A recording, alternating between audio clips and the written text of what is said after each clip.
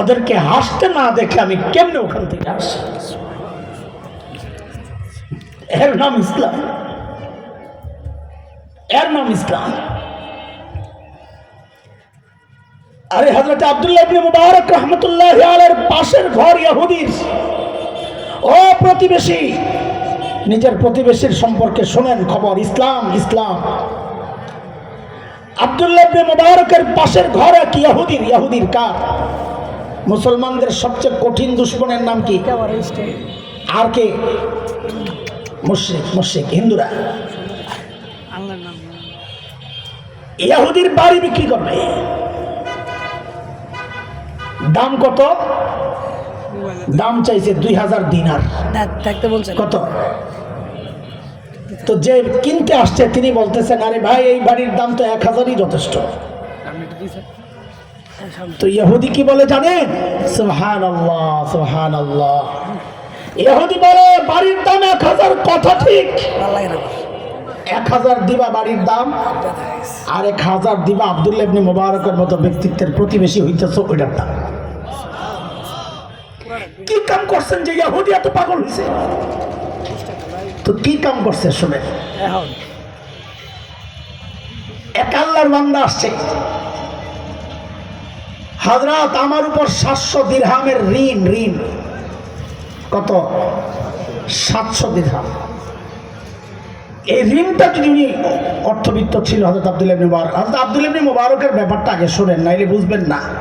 তিনি কোনো সুফি মানুষ ছিলেন, বুজুর্গ এই পর্যন্ত না। বুজুর্গ তো অবশ্যই ছিলেন, কিন্তু তিনি আমিরুল মুমিনিন ফিল হাদিস ছিলেন। হাদিসের সর্বোচ্চ যে মাকাম ওইটা ছিল আব্দুল্লাহ ইবনে মুবারক।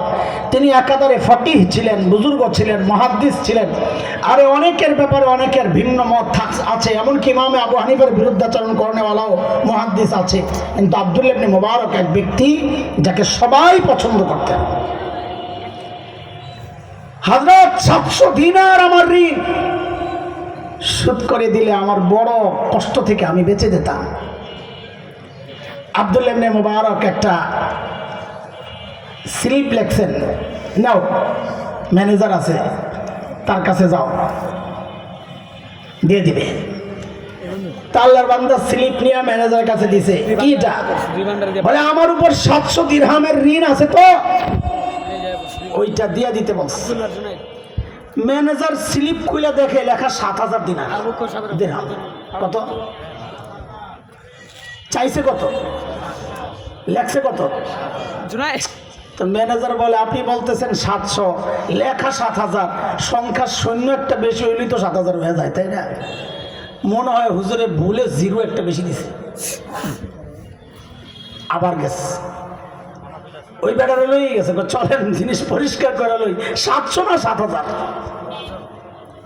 গিয়ে জিজ্ঞেস করতেছে, হযরত এই লোক বলে 700, লেখছেন 7000, বিষয় কি?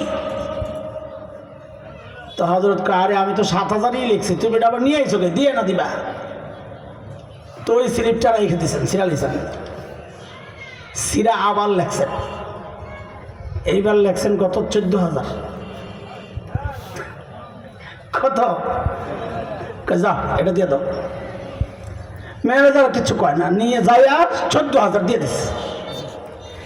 আসছে হযরত কিছুই বুঝলাম না। বেটা চাইলো 700, দিলেন 7000, ওইটা আবার শুধরাইতে আইলাম, আবার লেখলেন 14000, বিষয় তো কিছুই বুঝলাম না। হযরত আব্দুল্লাহ ইবনে মুবারক বলেন, মিয়া হাদিসে আসছে আচমকা যদি কেউ কোনো মুসলমান কাউকে খুশি করে, আল্লাহ তার পিছনের সব গুনাহ মাফ করে দেন। আমি তো এই লোকরা আচমকা খুশি করতে চাইছিলাম 7000 দিয়া, তুমি তো এটা শেষ করছো।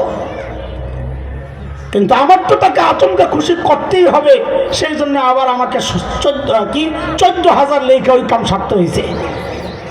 আমি চাইছি যে সে হঠাৎ খুশি হয়ে যাক, আনএক্সপেক্টেড, যেটা তার এটা আশা ছিল না। গায়রে মুতাওয়াক্কিল।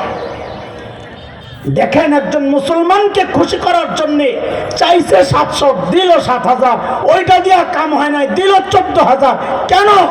যে একজন ইমানদারকে খুশি করবে, আল্লাহ তার পেছনের গুনাহ মাফ করবেন। হায় কোথায় আমরা, কোথায় তারা? এর নাম তো ইসলাম।